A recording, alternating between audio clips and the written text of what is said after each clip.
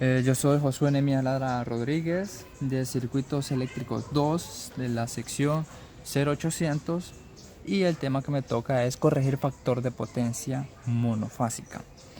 Bueno, entonces para ello voy a proceder a resolver este ejercicio, el cual su enunciado especifica que se tiene una carga conectada a una alimentación de 240 voltios eficaces con una frecuencia de 50 Hz con un factor de potencia de 0.7 en atraso y consume 4500 watts. ¿Cuál sería el valor de la carga y capacitancia del condensador para tener un factor de potencia de 0.93? Les colocaré una imagen del enunciado más de cerca para que puedan ponerle pausa al video y tomar los datos. Para corregir el factor de potencia lo que se hace es conectar un condensador o un capacitor en paralelo a la carga. Entonces ahora vamos a proceder a extraer la información que nos proporciona el enunciado. Vemos que a la potencia activa se le identifica con la variable P, bueno, con la letra P. Y esta está dada en watts, por eso sabemos que esa es la potencia que nos está proporcionando el enunciado, que serían 4500 watts. 4500 watts. El factor de potencia es igual a la potencia real o potencia activa sobre la potencia aparente, y la potencia aparente se identifica con la letra S. Entonces aquí ya nos proporciona que el FP, nuestro factor de potencia, este va a ser nuestro factor de potencia número 1 porque es el que teníamos primero.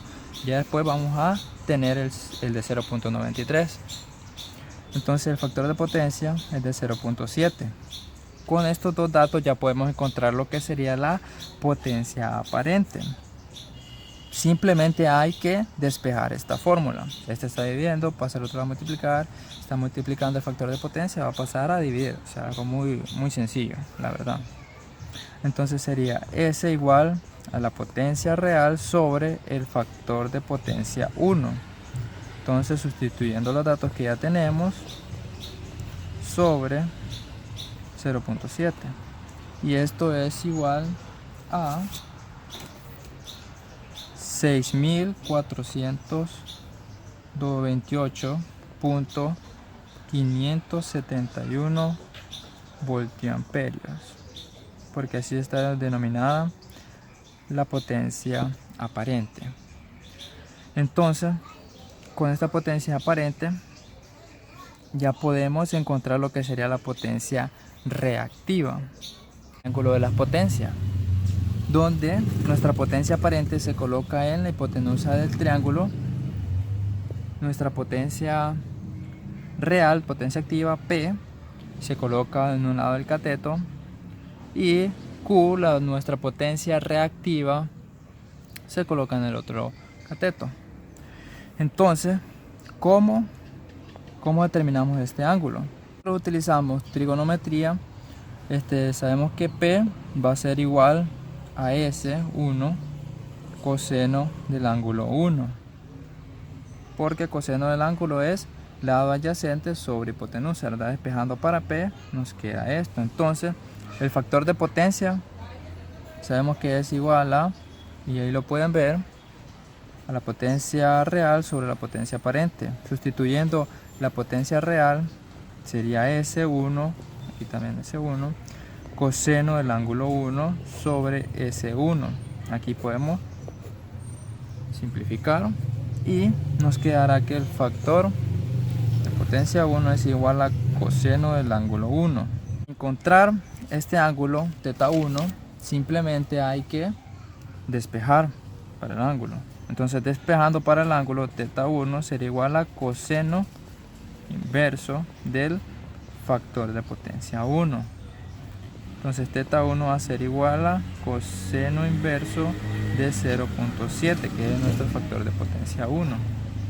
Entonces θ 1 va a ser igual a, aquí tiene otro color para identificarlo, que sería 45.573 grados, que serían estos de aquí, 45.573 grados. Entonces, para encontrar nuestra potencia reactiva se puede hacer de tres maneras distintas. La número uno es utilizando lo que sería el teorema de Pitágoras. Entonces, el teorema de Pitágoras nos establece que S1 al cuadrado, la hipotenusa al cuadrado, va a ser igual a la suma de sus catetos al cuadrado, ¿verdad? O sea, igual a P al cuadrado más Q1 al cuadrado. Entonces, despejando para Q1, la potencia aparente al cuadrado menos la potencia real al cuadrado. Entonces, Q1 va a ser igual a 6428.571 al cuadrado menos 4500 al cuadrado. Raíz Q1 igual a 4590.917. Esto sería Q1.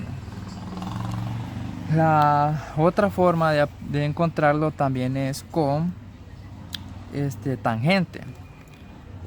Sabemos que tangente del ángulo 1 va a ser igual a el lado opuesto, que sería Q1, nuestra potencia reactiva 1, sobre el lado adyacente, que sería P. Entonces, despejando para Q1, tenemos que esto va a pasar a multiplicar. Entonces, sustituyendo lo que ya tenemos, va a ser igual a 4500 por tangente de 45.573 grados.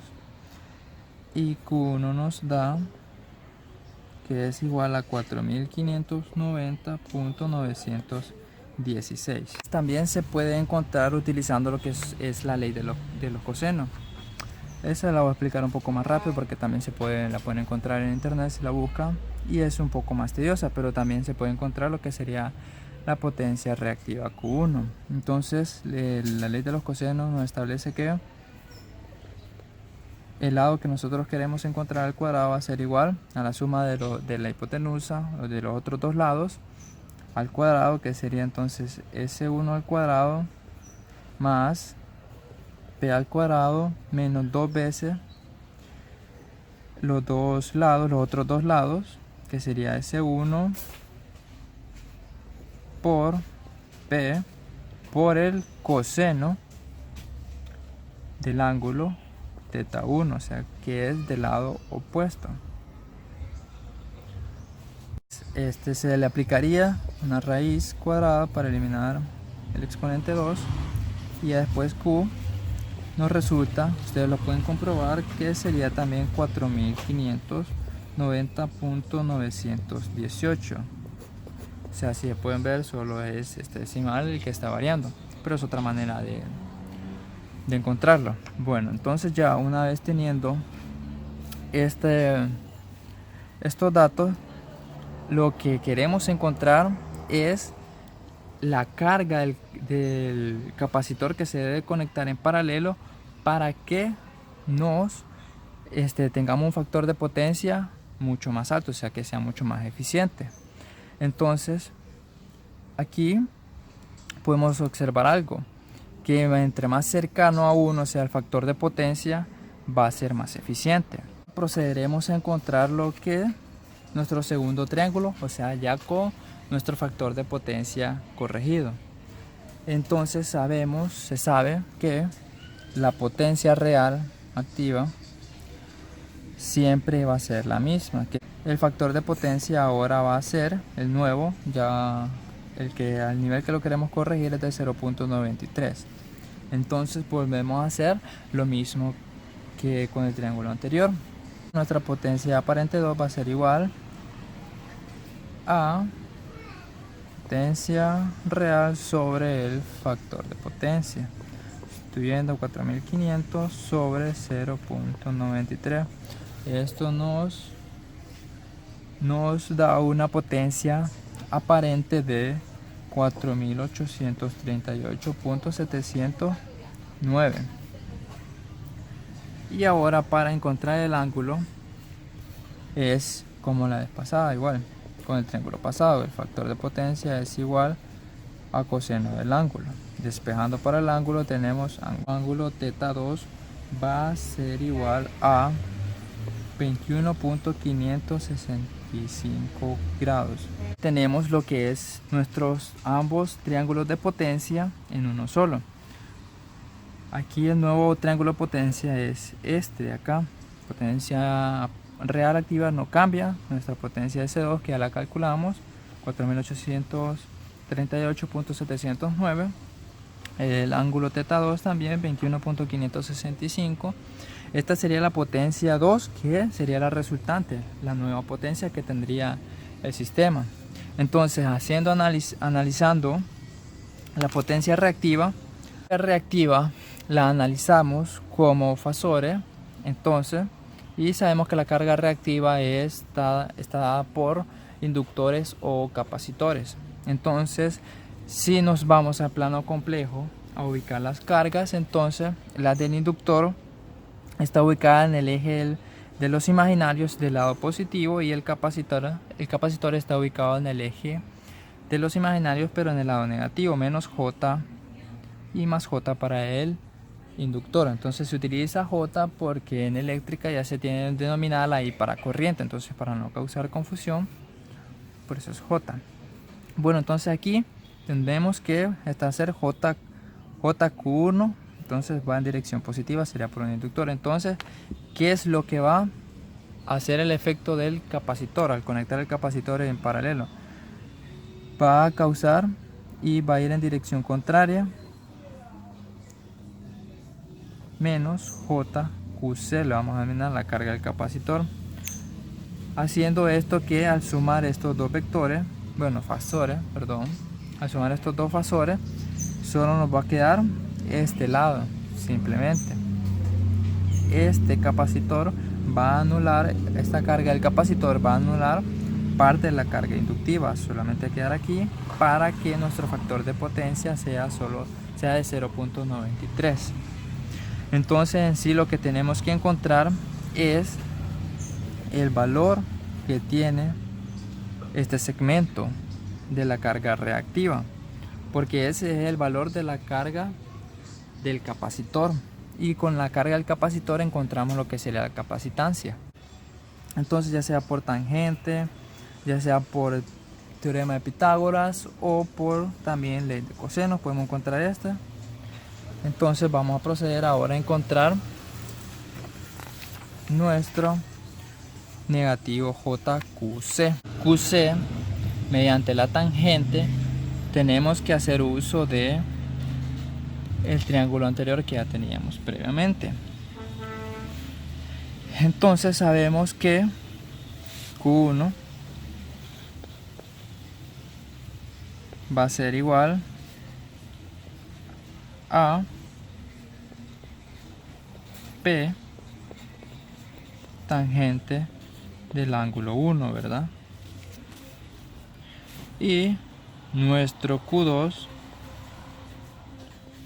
va a ser igual a también P tangente pero del ángulo 2. Entonces Q2 sería igual que nosotros sumáramos Q1 más QC, ¿verdad? Sería igual a Q2. Sí, lo pueden observar aquí al ver cómo sería nuestra QC. Bueno, entonces escribiendo eso, tenemos que Q2 va a ser igual a J Q1, este también sería J, este más menos J QC, ¿verdad? Porque es negativo en dirección hacia abajo. Entonces despejando para QC, ¿qué es lo que tenemos? Vamos a tener menos JQC igual a JQ2 menos JQ1, ¿verdad? Entonces al sustituir Q1 y Q2 en esta ecuación, vamos a tener entonces menos JQC va a ser igual a J. Valores vamos a obtener que va a ser igual a menos 2812.421. Si ustedes ven, podemos cancelar esto, entonces el valor absoluto de QC va a ser igual a 2812.421. Esta es otra manera de obtenerlo. Entonces, para encontrar la segunda parte de la pregunta que nos piden el valor de la capacitancia, ya vamos a utilizar una fórmula que es que la capacitancia es igual a la carga del capacitor dividido entre la frecuencia angular multiplicado por el voltaje eficaz al cuadrado. La frecuencia angular está dada por 2pi la frecuencia, que la frecuencia nos la daba el enunciado, que son 50 Hz. Entonces, sustituyendo todos estos datos, vamos a encontrar el valor de la capacitancia en faradios.